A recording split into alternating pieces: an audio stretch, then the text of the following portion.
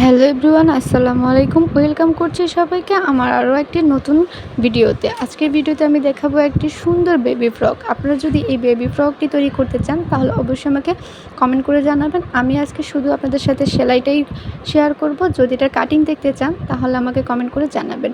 তো প্রথমেই এখানে আমি প্রথম সামনের পার্টটা সুন্দর করে আগে গলাটা সেলাই করে নিচ্ছি। দুইটা গলা আমি একই রকমভাবে সেলাই করে নিয়েছি। আমি এখানে গোল গলা দিয়েছি, তো এখানে ছোটো ছোটো কাট করে নিয়েছি। এবার আমি নিচের কাপড়টা সেলাই কুচি দিয়ে নেব। আর এই ফ্রকটা হচ্ছে আমি শুধুমাত্র টুকরো কাপড় দিয়ে করছি। 1 বছর থেকে 1.5 বছর 2 বছরের বাচ্চারা এই ফ্রকটা পরতে পারবে।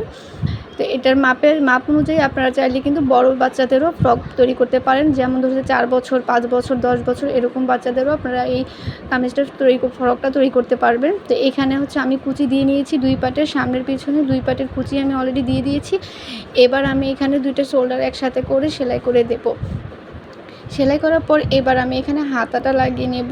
দেখুন আমি একটা টুকরা কাপড় নিয়েছি, সেটাকে আমি হচ্ছে অনেকটা পাইপিনের মতো করে কেটে নিয়েছি কাপড়টা। সেই পাইপিনের কাপড়টাই আমি লাগিয়ে দিচ্ছি ঘুরিয়ে ঘুরিয়ে। লাগানো শেষ। এবার আমি এটাকে পিঠে লাগিয়ে উল্টা পিঠে আমি এটাকে ভাঁজ করে সেলাই করে দেব। আপনারা প্রথমে যদি একটু ভালো করে করতে মুড়িয়ে দেন তাহলে কিন্তু পরেরটা আর আপনাদের কষ্ট হবে না, এটা এমনিতেই চলে আসবে। আমি হচ্ছে পুরোটা সুন্দর করে সেলাই করে নেব, যাতে বাইরের দিকে বের না হয়ে থাকে, ভিতরের দিকে পুরো কাপড়টা থাকে। একটু চেপে চেপে সেলাই করে দিতে হবে।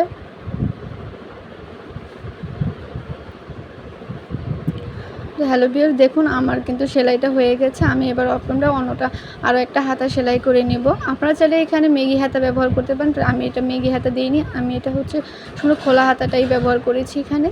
তো এবার আমি হচ্ছে 2 পাট একসাথে করে আমি এবার সাইডটা সেলাই করে দেব।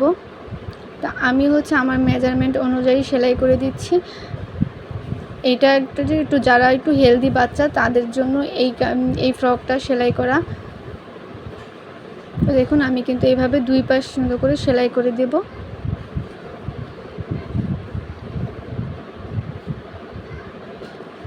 তো আমার কিন্তু 2 পাশ সেলাই করা হয়ে গেছে। এবার আমি নিচের ইয়েটা সেলাই করে দেব, ঝুলটা সেলাই করে দেব। তো এখানে হচ্ছে আমি চিকন করে একটা ভাঁজ দিয়ে নিয়েছি।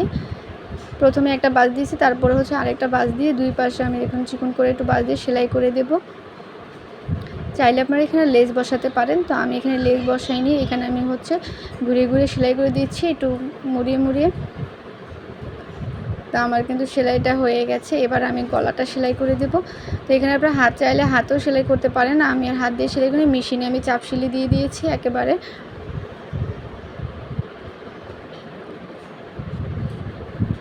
বাচ্চাদের এত সুন্দর সুন্দর ফ্রক কামিজ যদি আপনাদের সেলাই দেখতে চান তাহলে অবশ্যই আমাকে কমেন্ট বক্সে কমেন্ট করে জানাবেন। আমি চেষ্টা করব আপনাদেরকে দেখাতে।